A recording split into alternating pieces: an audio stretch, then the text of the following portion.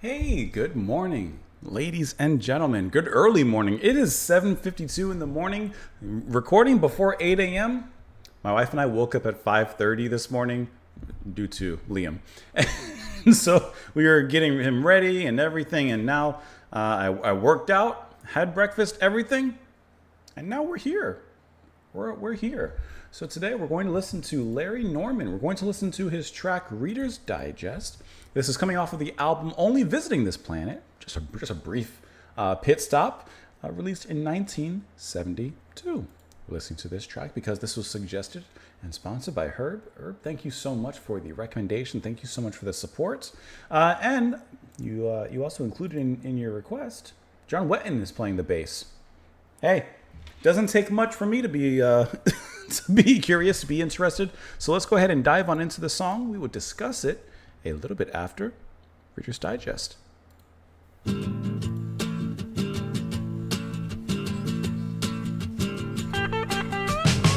is a drag queen, boys somewhere in between. Other bands are looking mean. Me, I'm trying to stay clean.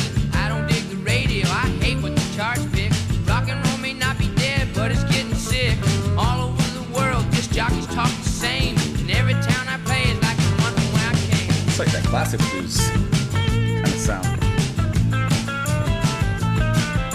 The Rolling Stones are millionaires, flower children, pallbearers. Beatles said all you need is love, and then they broke up. Jimmy took an overdose, Janis followed so close. The whole music scene and all the bands are pretty comatose. This time last year, people didn't want to hear. They looked at Jesus from afar. This year he's a superstar.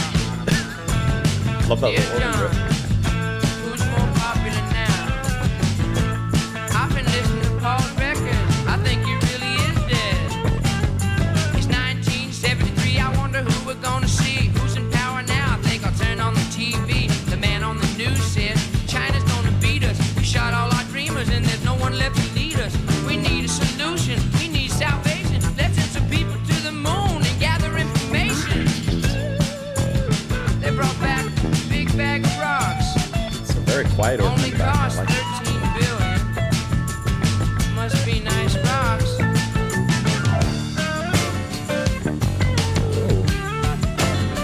All right.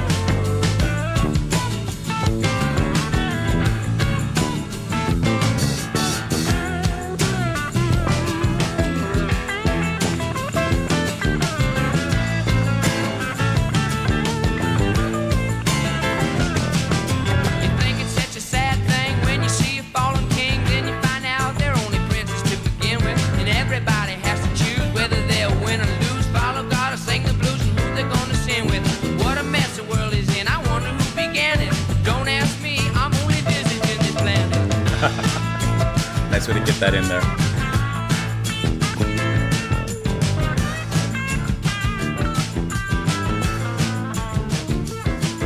This world is not my home. I'm just passing through.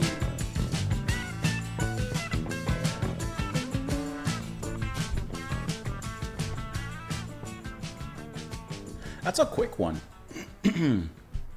That's a quick, like, in and out, almost like a glam rock kind of sound. Like, it involves, like, the bluesness and you know, the very, 70s rock and roll sound.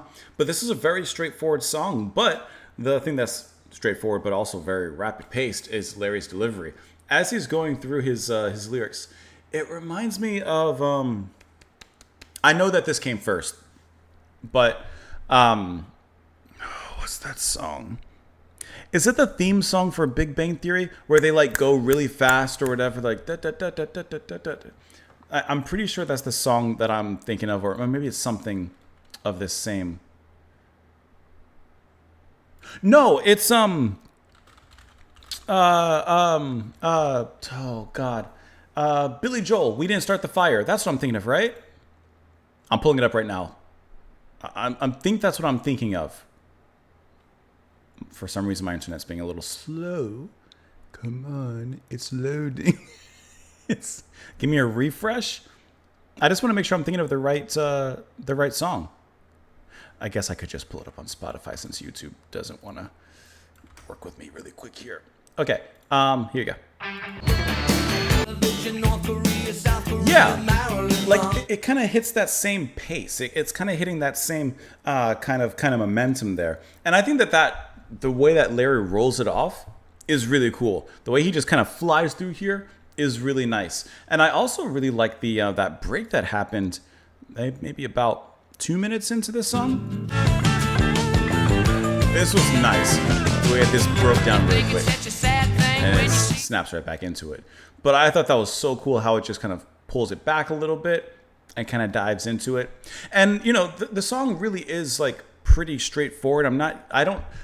If I'm being honest, I don't care for his voice necessarily. He kind of sounds like thin, and I don't really like the, I guess, just tone. Like, kind of sounds, I mean this not in a disrespectful way. I just don't know how else to put it, but it almost sounds like a thin, like a whininess. And I don't mean like I said, I don't mean that in a disrespectful way, but I don't care for how his voice sounds, if I'm being honest.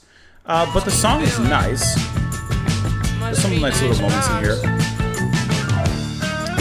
But that break right there, that's where it snaps back. I love that. But otherwise, outside of that, I'm not really finding anything in here that's really grabbing my attention. Yeah, it's played well. It's, you know, it's played fine, but I'm not seeing or hearing anything in here that's necessarily, I guess, something we haven't heard before. And for lack of a better word, pulled off better. But this was really nice. And Wetton really gets a thick tone in the way he plays. Listen to that. That's good. That's good with the guitar solo going off in a nice bluesy kind of way. That feels nice. No doubt about that. Let's look at these lyrics. Alice is a drag queen, Bowie's somewhere in between. Other bands are looking mean, me, I'm trying to stay clean. Like, he just goes through it. I don't dig the radio, I hate what the charts pick. Rock and roll may not be dead, but it's getting sick. All over the world, disc jockeys sound the same, and every town I play is like the one from where I came. Just complaining about the music scene, complaining about everything. You know what? Can I tell you? Sometimes songs like this work where, you know, the artist is complaining about the scene and such like that. Sometimes it works in some regards. And sometimes, because here's what I'm getting at. Okay, Alice is a drag queen, Bowie somewhere in between.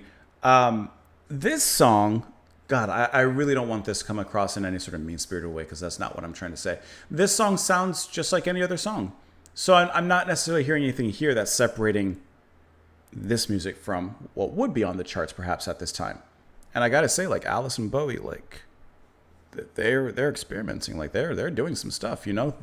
If anything, they're the trendsetters and the ones, you know, exploring different avenues and progressing.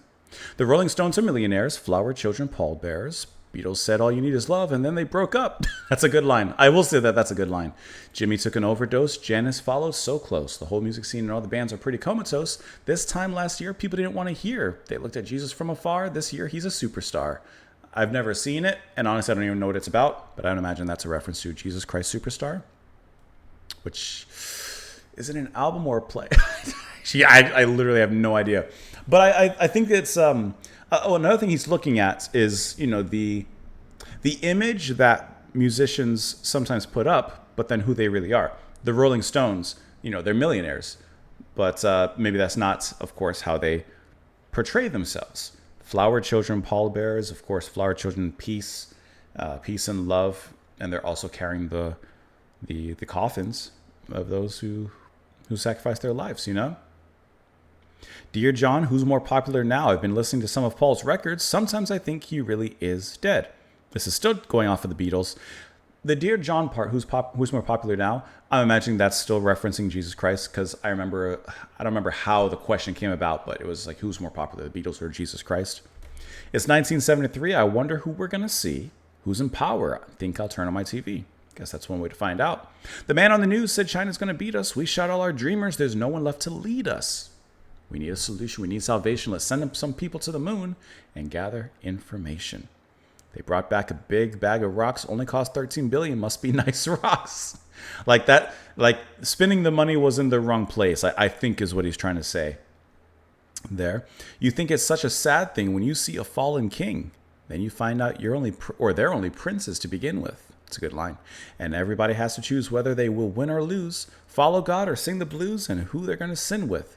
What a mess the world is in. I wonder who began it. Don't ask me. And there's your tagline. I'm only visiting this planet. The lyrics are pretty good. I like the little, I love the way he ends this off here. Some of the lines are really, really fantastic as well. Like the Beatles said, all you need is love, and then they broke up. That's a great, fantastic line. Is any information on this particular track here? In the song Reader's Digest, Norman sings the following verse: Dear John, who's more popular now? Who's more popular now makes reference to John Lennon's famous claim that the Beatles were more popular than Jesus. The album features, of course, King Crimson bassist John Wetton, then a member of the band family at this particular point, but nothing necessarily on. Oh, you have Gordon Giltrap on guitar here, huh? As well as Mickey Keene. Whoa, that's kind of. I didn't even notice that. That's really awesome. The guitar solo was quite nice. Let me know what you guys thought of the track, of course, in the comments down below. I appreciate you guys being here for the music. Herb, thank you so much for the recommendation. Once again, I appreciate that. I hope that you guys enjoy the rest of your day. Thank you for being here, and I will see you all later. Bye, guys.